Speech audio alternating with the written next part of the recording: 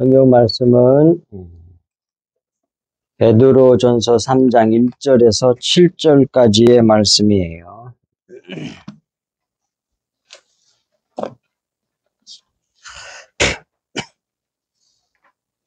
1절부터 7절까지 교독하도록 하겠습니다. 아내들아, 이와 같이 자기 남편에게 순종하라. 이는 혹 말씀을 순종하지 않는 자라도 말로 말미암지 않고 그 안의 행실로 말미암아 구원을 받게 하려 함이니, 너희의 단장은 머리를 꾸미고 금을 차고 아름다운 옷을 입는 외모로 하지 말고 안전한 성령에 썩지 아니한 것으로 하라.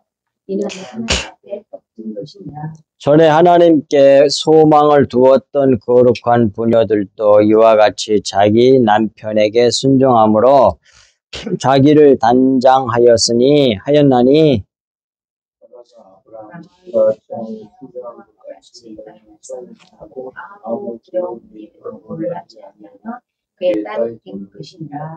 남편들아, 이와 같이 지식을 따라 너희 아내와 동거하고 그를 더 연약한 그릇이요 또 생명의 은혜를 함께 이어받을 자로 알아 귀히 여기라. 이는 너희 기도가 막히지 아니하게 하려 함이라. 아멘.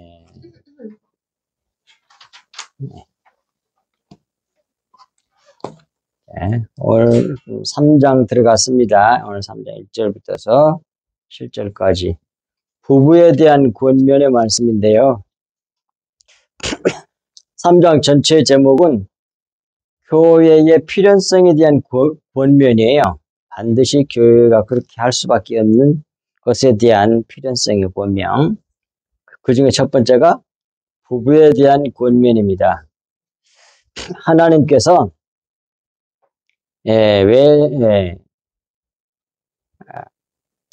아담 부부를 만드셨느냐면, 결혼관을 제정하셨느냐면 하나님 자기의 구속의 진리를 계시하기 위해서 그런 겁니다. 하나님께서 우리를 어떻게 구원하시는지 그 비밀을 우리로 하여금 짐작할 수 있도록 하기 위해서 이게 비유로 진리를 말씀하는데 비유할 수 있는 비유거리를 만드신 거예요. 우리가 구원받는 것이 무엇과 같으냐? 마치 남편이 자기 아내를 이렇게 결혼해가지고 자식 낳고 그렇게 사는 그와 같은 것이 구원이라고 하는 사실을 이렇게 우리가 부부가 없고 남편, 아내가 없고 자식들도 없고 그냥 아담 혼자만 딱 있다고 한다면 무슨 말 하는지 못 알아먹을 거 아니에요. 이런 걸 다 만들어서 줘서 우리의 구속의 비밀, 하나님께서 우리를 구원하시는 그 비밀에 대한 것을 설명하기 위하여 이렇게 다 창조하신 거예요.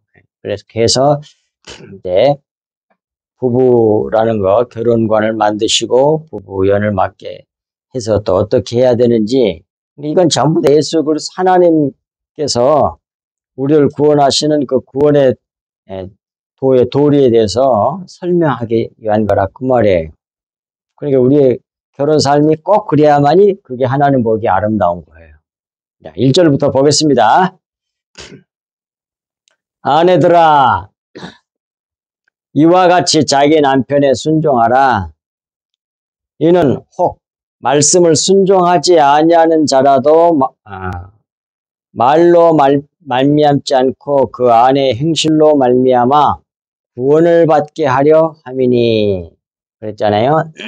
그 1절의 앞부분, 아내들아 이와 같이 자기 남편에 순종하라, 이 말씀은 여기서 이와 같이란 말이 무엇과 같이란 말인지에 대해서 야고보서 2장 13절을 가리킨다고 하는 그런 신학자들도 있지만, 이는 이와 같이란 말로 읽기에는 본 말과 너무 거리가 멀잖아요. 지금 3장인데 2장 뭐에 13절이면 한참 지나가 버렸는데 그 말하고 어떻게 연결하게 하고 이해하게 하겠어요? 그러니까 그것보다는 뭐예요? 이보다는 바로 앞에 말을 받아 이어 말씀한 것으로 보는 것이 더 좋단 말이에요. 곧 야고보서 2장 25절 말씀을 받아 하신 말씀으로 보는 것이 더 매끄럽다. 그런 말씀이에요. 예. 예.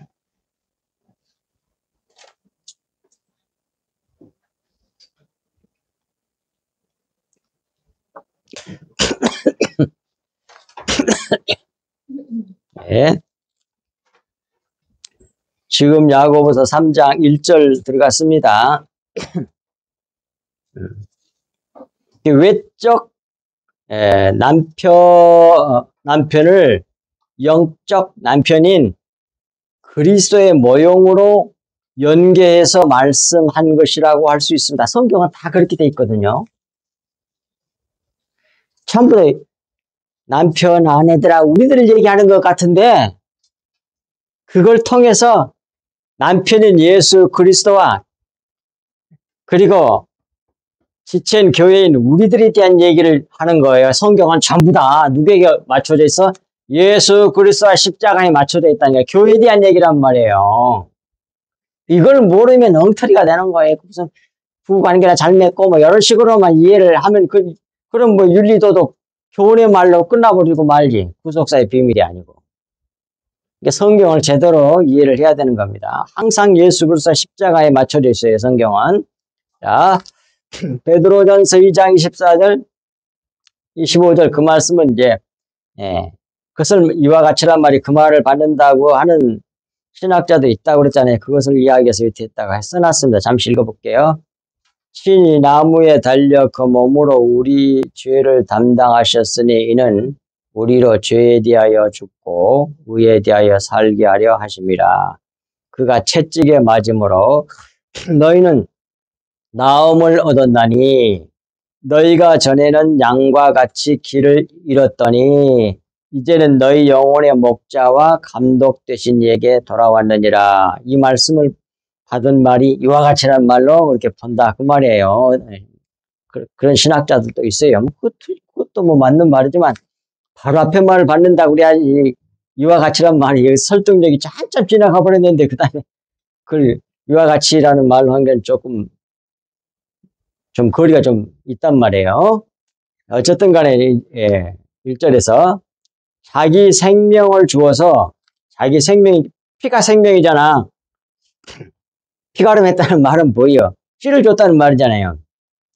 자기 생명을 주어서 자기 씨를 주어서 남편이 아내에게 밭에 씨를 심어서 너를 아내 삼아 남편 된 이에게 돌아오게 된 자이니 그게 누구라고요? 교회 성도들 우리들이라 그런 말이에요. 예.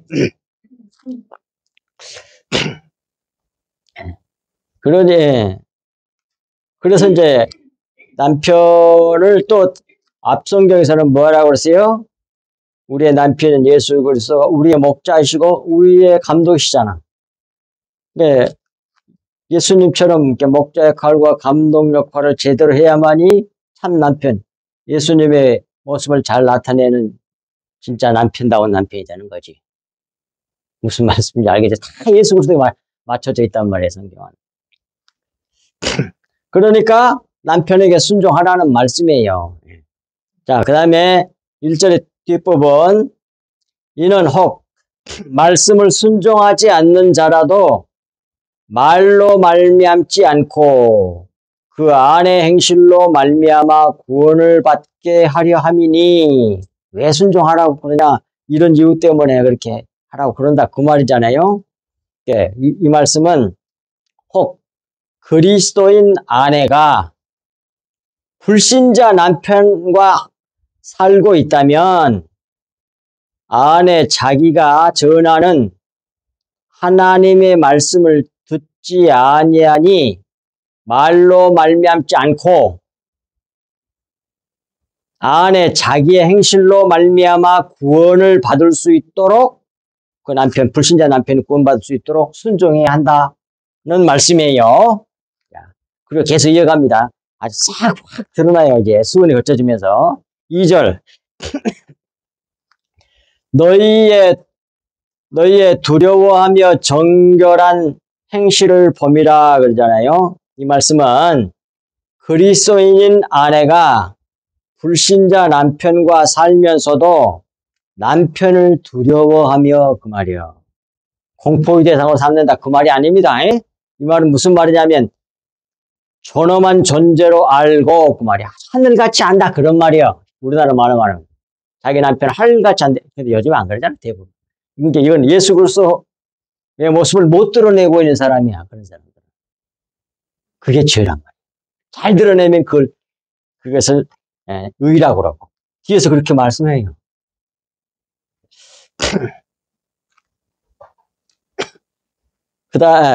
그러니까 자기 남편을 두려워하며 그 말은 존엄한 존재로 알고 쉬운 말로 말하면 하늘같이 여겨서 하늘같이 알고 그런 말이에요.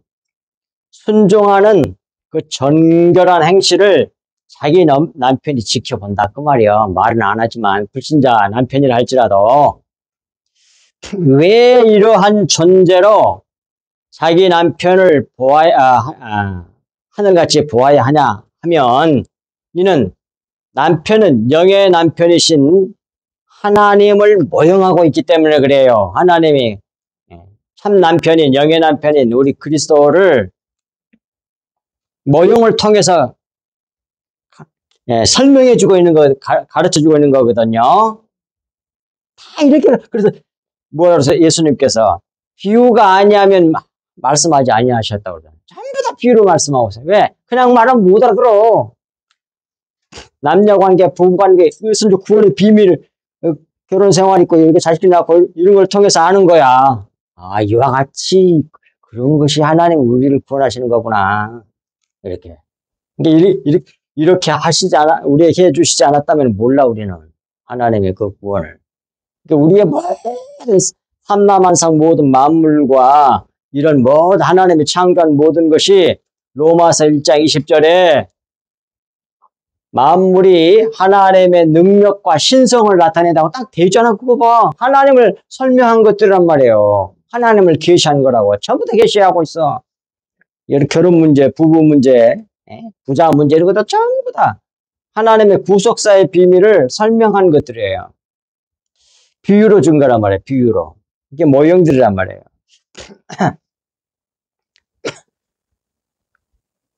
하나님의 그래서 이는 남편은 영의 남편이신 하나님을 그리스도를 모형하기 때문입니다.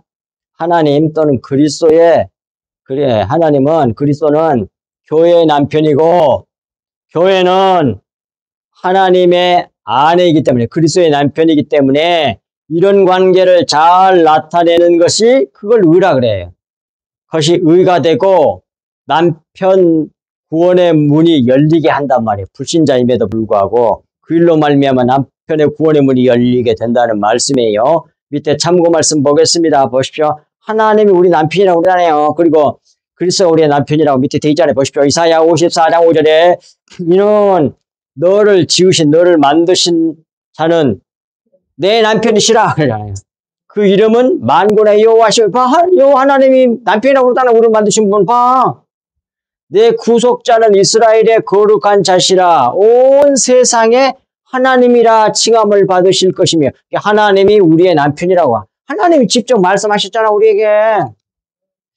그 다음에 고린도후서 11장 2절에 내가 하나님의 열심으로 너희를 위하여 열심을 내노니 내가 너희를 정결한 처녀로 한 남편인 그리스도께 드리려고 중매함이로다 봐. 예수 그리스도는 우리의 남편이시고 우리는 그분의 신부란 말이에요.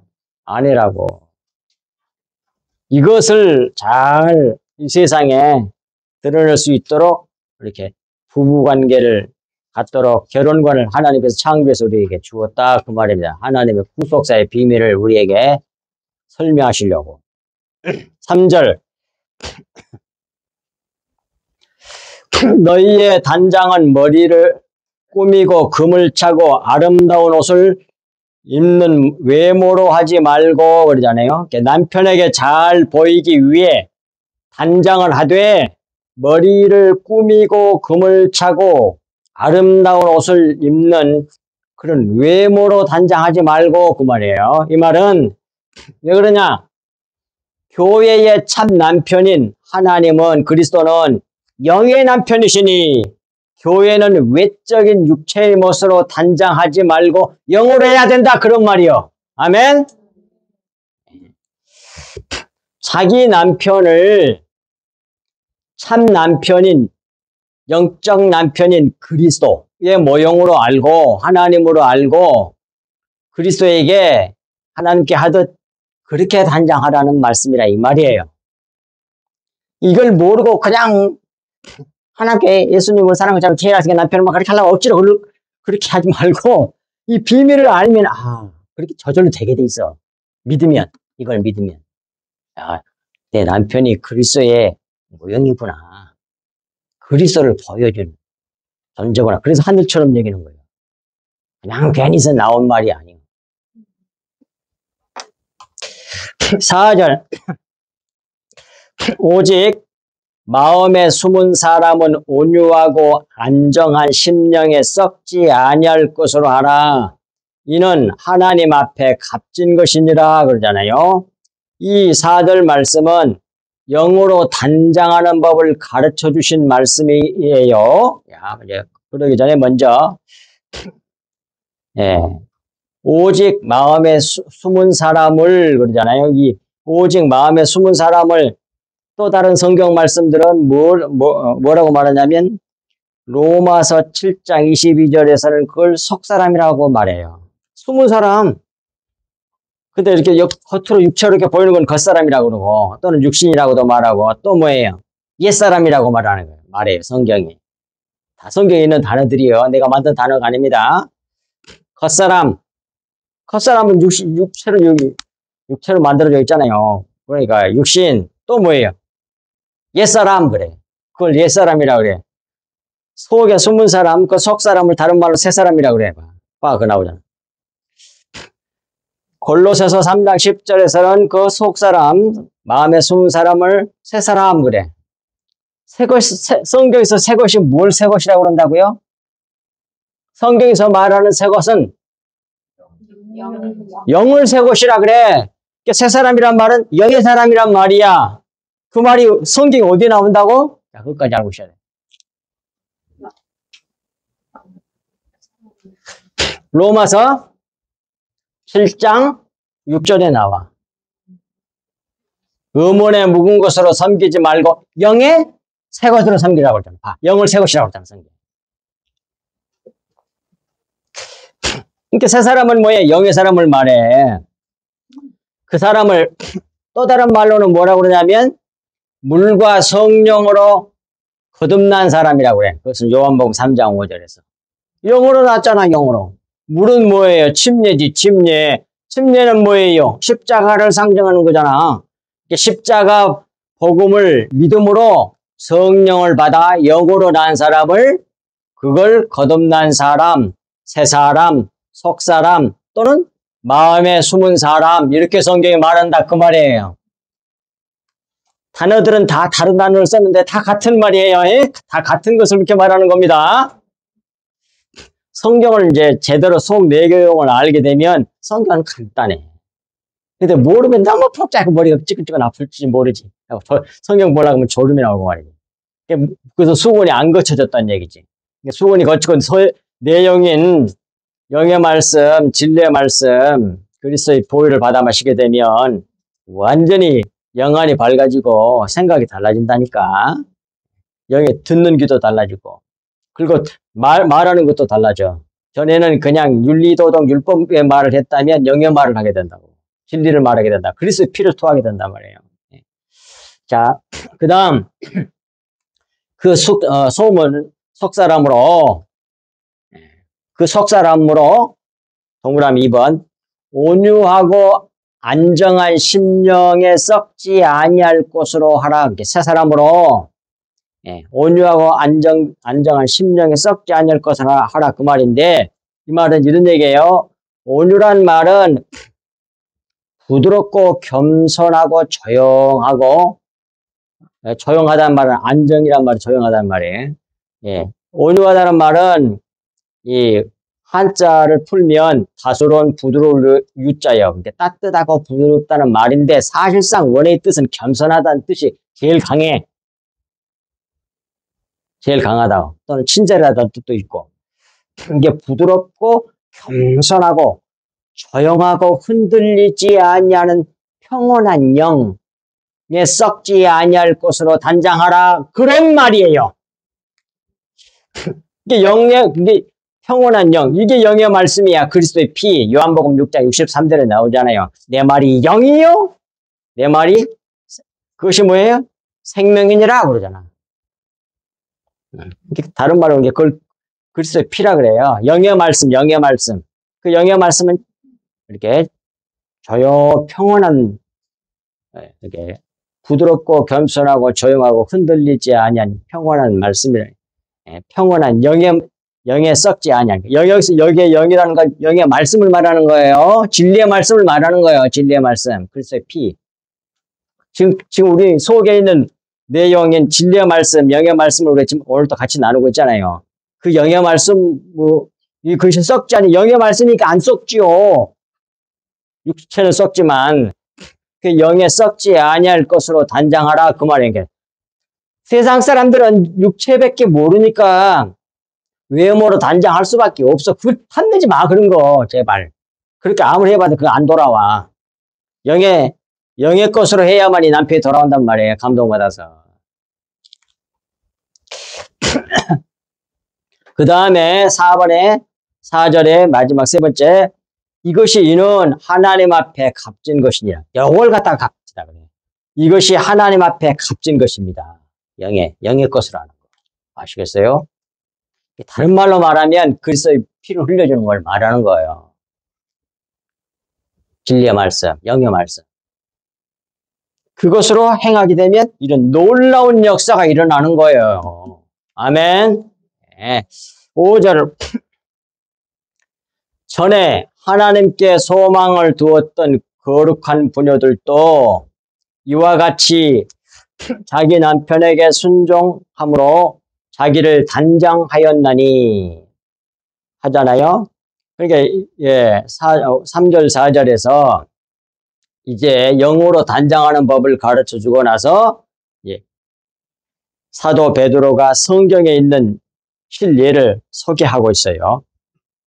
이제 5절 6절 이렇게 쫙 소개합니다. 그래서 큰 우리가 은혜를 입을 수 있어요.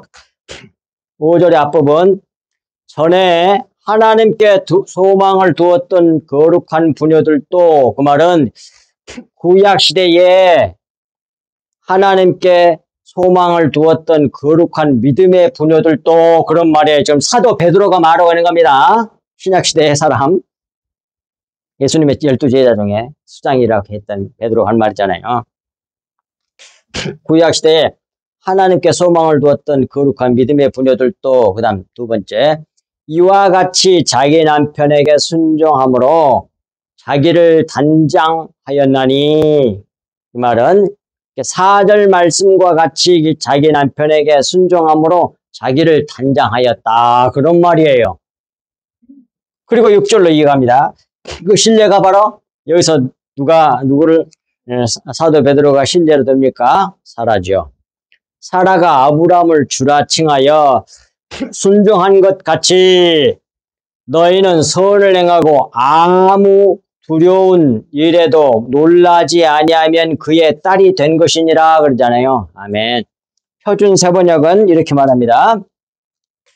번역이 더 나아요. 사라가 아브라함을 주인이라고 부르면서 주님 주여 그것이 너무 너무 상식화가 돼가지고 막 흔하게 불러가지고 별로 마음에 안 닿을 수가 있어. 그래서 주라는 말은 주인 삼았다 그 말이에요. 사라가 아브라함을 주인이라고 부르면서 그에게 순종하던 것과 같습니다. 그러잖아요. 예. 여러분은 선을 행하고 아무리 무서운 일도 두려워하지 않으니 사라의 딸이 된 것입니다. 그런 말이에요.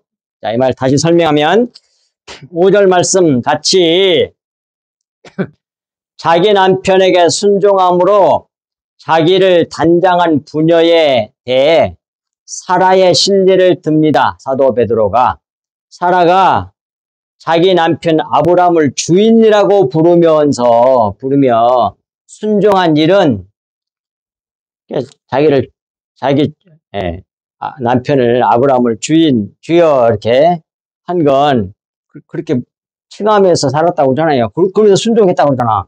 그건 뭐예요? 그렇게 하는 일은 자기를 종으로 생각하는 자세로 순종했다는 말이에요. 이거야. 여기서 뭐가 나타나?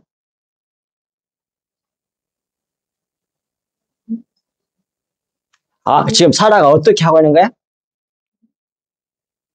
뒤에 나오는데, 뒤에 읽으면.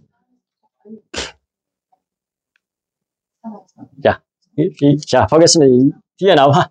자, 읽겠습니다. 자기를 종으로, 자기 남편의 종으로 생각하는 자세로 순종한 것을 말합니다. 주여, 주인이라고 그랬으니까. 이로써 사라는 부부 관계에서 하나님과 교회의 관계를 잘 나타내고 있는 거예요. 그러니까 남편을 이렇게 사라는 남편을 뭐해?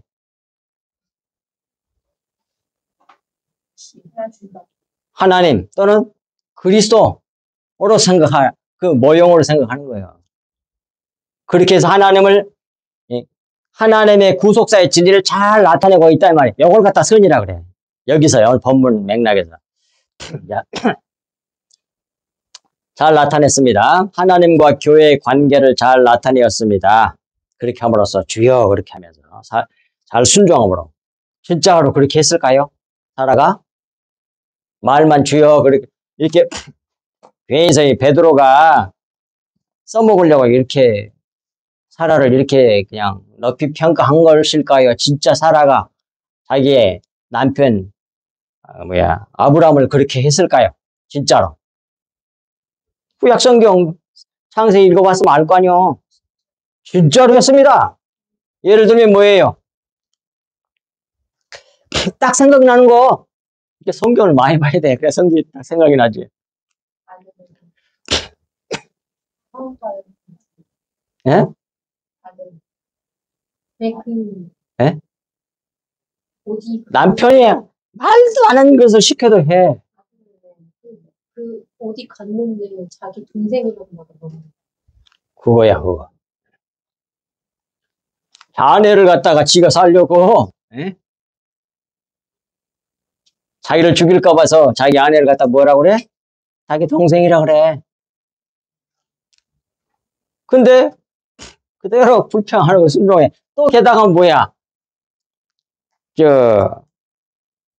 그러한 일은 또 누구도 했어요? 이삭도 했습니다. 리브가. 그래가지고 아비멜렉 왕이 취하고 그랬잖아. 하나님 손을 못 대게 했지. 또 바로 가면 사라가 너무 예쁘니까 또 취했잖아.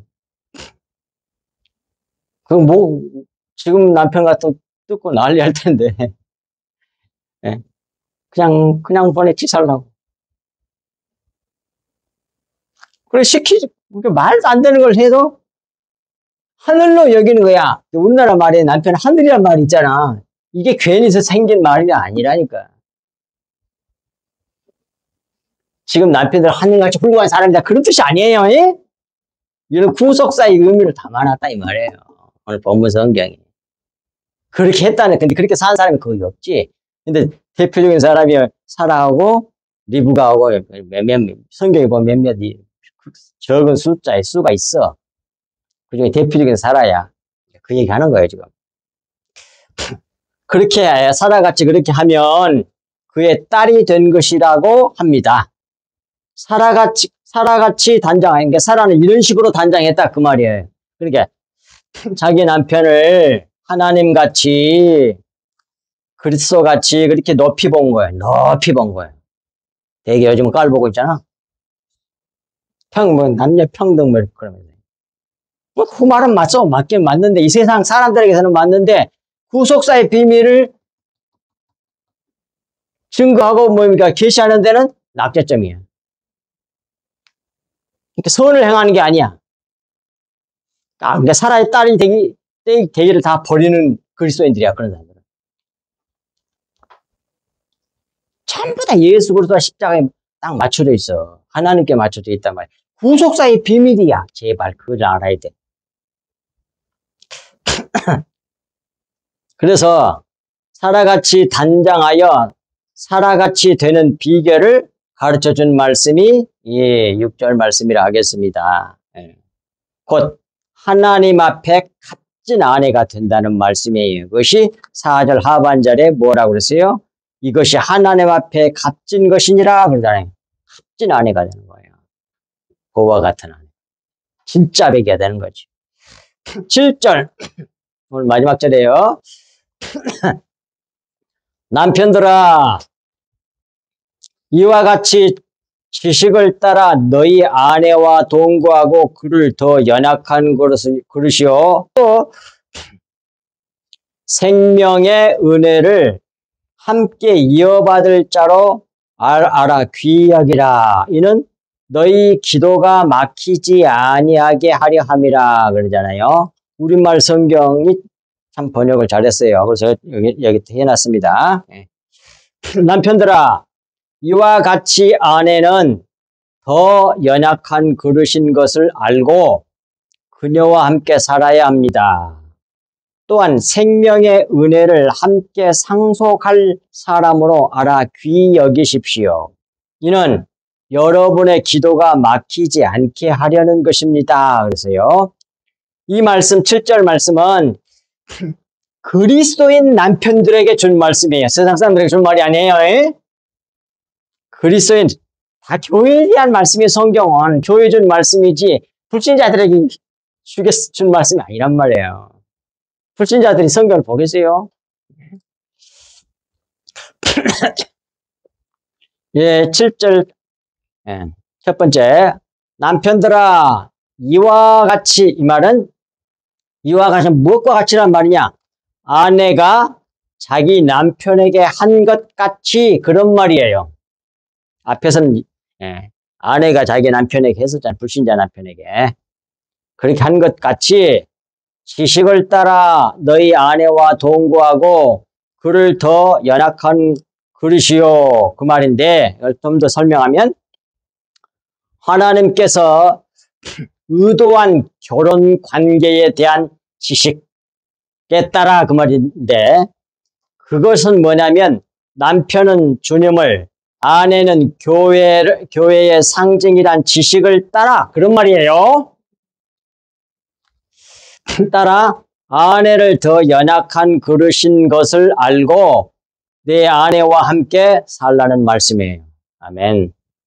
두 번째, 또 생명의 은혜를 함께 이어받을 자로 알아 귀히 여기라. 이 말씀은 영적인 구속사의 차원에서 생명의 은혜를 함께 상속할 사람으로 알아 귀히 여기십시오라는 말입니다. 이는 남편인 그리스도의 아내인 교회가 남편, 곧 그리스도의 생명을 은혜로 함께 이어받을 관계임을 알아 주님께서, 그리스도께서 교회를 귀히 여기듯이 너희도 내 아내가 너와 그런 관계임을 알고 귀히 여기라는 말씀이에요. 구속사적으로 한 몸이다. 그런 말이에요. 그러니까 믿음의 조상들, 그 아내들을 가만히 보면 남편이 받는 복을 같이 받아 되게 그러잖아요. 결점들도 많이 보이잖아요. 뭐 질투도 하고 뭐 어쩌고 살아도 뭐 그러고 또 뭐야 리브가는 거짓말도 하고 결점이 많은데 결국 뭐예요? 하나님께서 주신 그 믿음의 조상들의 복을 다 받아. 근데 정말 그건 너야 그런 말이야. 남편은 글쎄 그건 네 아내는 너니까 귀히 여겨. 그런 말이에요. 예. 그런 말씀도 또 있잖아요. 여기 말고 또 다른 거죠.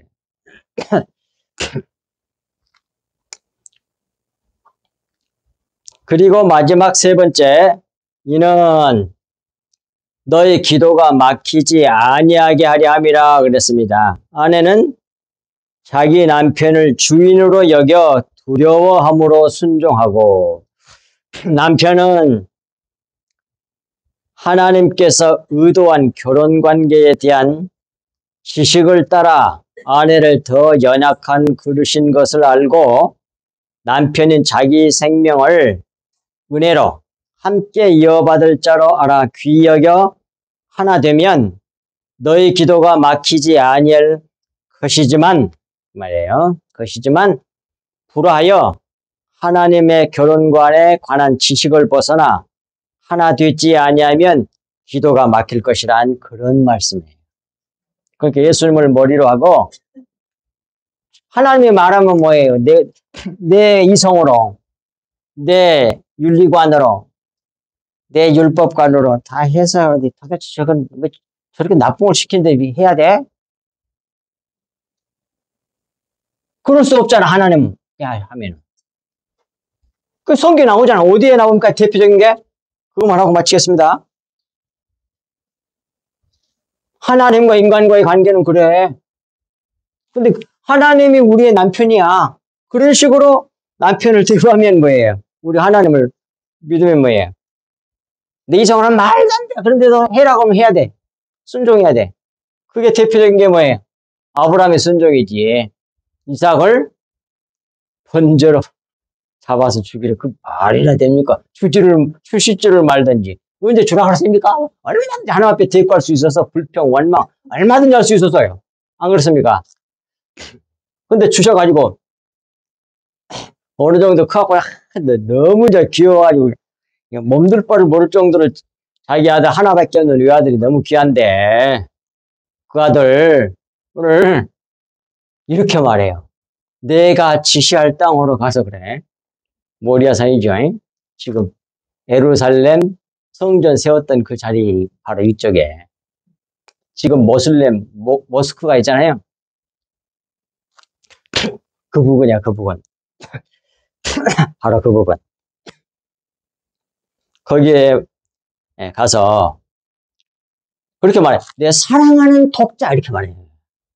얼마나 잔인해. 네가 그렇게 사랑하고 하나밖에 없는 거 그 아들 날 위해서 바쳐 그러고 있어 하나님이. 미친 거 아니야 하나님? 얼마든지 대꾸할 수 있잖아요. 그래. 네. 우리 이성으로 우리 윤리관으로나 도덕적으로나 뭐 하나님 뭐 저래. 얼마든지 반항할 수 있고 근데 하나님과 인간과의 관계는 그런 게 아니잖아요. 남편 대신 하나님 시키면 해야 돼 우리는. 우리 신앙이 그런 거예요. 아시겠어요? 거기서 무엇을 보여주려고 한 것이냐면 이게 금함하는 것을 시키려고 아브라함의 신앙을 그렇게 키우고 쉬운 거예요. 결국 바치잖아. 그전에는 못했어요. 하나님 그 정도 신앙으로 끌어올려놨기 때문에 아브라함이 순종을 한 거예요. 그러니까 하나님이 그렇게 그를 신앙의 분량으로 키워가지고 그를 하라고 시킨 거예요. 그 결정적인 것이 무슨 사건? 그런 신앙을 가질 수 있도록 아브라함이 된 결정적인 사건은 이삭 사건이야. 아이를 못 낳는데 절대 불가능이야. 자기 아내는 원래 불임의 여자고 수태가 안 되는 여자예요. 아이를 임신이 안 되는 여자라고. 그런데 나이가 90세 될 때까지 아무리 기도해도 임신을 못 해. 근데 1년 전에 오셔가지고 내년 이맘때 나온다고 그래. 그래갖고 몇 살 때 낳았어? 100살 때 낳았어. 100살. 게다가 또 하나는 뭐예요? 아이를 가질 수 없는 절대적인 또 한 가지 이유가 뭐예요? 경수도 꺼내줬어. 그러니 불가능. 임신도 안 되는 여자에다가 또 경수도 꺼내줬으니 뭐예요? 절대 불가능이지. 근데 된다고 그래, 하나님이. 그러니까 너무 믿는 건 두 번째고 너무 어처구니가 없어서 웃어불고 말잖아. 사라가. 그렇게 불가능한 것도 하나님은 이뤄내시더라고 말이야. 거기서 완전히 뒤집어질 거예요. 절대 불가능한 것을 하나님을 이루신 전능하신 하나님이라고 하는 것을 그때 거기서 확실하게 믿은 거예요. 누가? 체험에서. 아브라함이. 그리고 나서 때가 되니까 뭐예요? 아들 줘가지고 그 정도 되니까 이제 바치라고 그러는 거예요. 그러니까 순종하자는 거가. 그게 성경에 로마서에 뭐라고 나와? 다시 받을 줄 알았다고 하잖아. 세상에. 허풍 뜬 말같이 보이지만 그게 진짜라고. 성경은 거짓말이 없다니까. 그래서 순종해. 그렇게 해서 결국은 아브라함의 신앙과 믿음을 보려고 하는 것도 있지만 여기에 진짜 신앙이야 하는 것을 계시하기 위해서 그런 일을 하신 거예요. 근데 더 중요한 첫 번째, 그건 두 번째 목적이고 이유고 첫 번째 그렇게 하러 가신 첫 번째 목적, 이유가 뭔지 알아요? 다 여러분들이 가르쳐 드렸어요, 옛날에.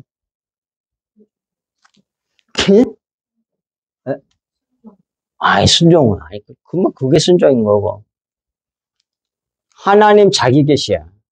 십자가로 우리를 구원하실 것을 아브라함은 하나님의 예표고 이삭은 자기 아들 예수 그리스도의 모형이야.